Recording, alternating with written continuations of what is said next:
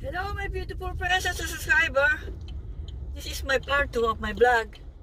Nandito na tayo sa plot.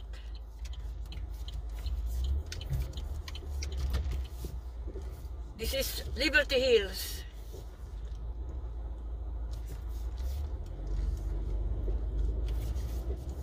Mga may kaya daw ang mga nakatira dito. Kaya magaganda ang kanilang mga bahay.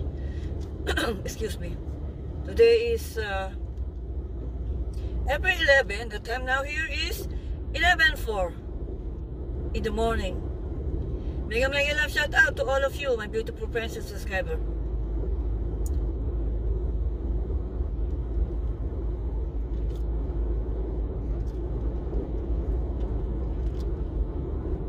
It's a cloudy day.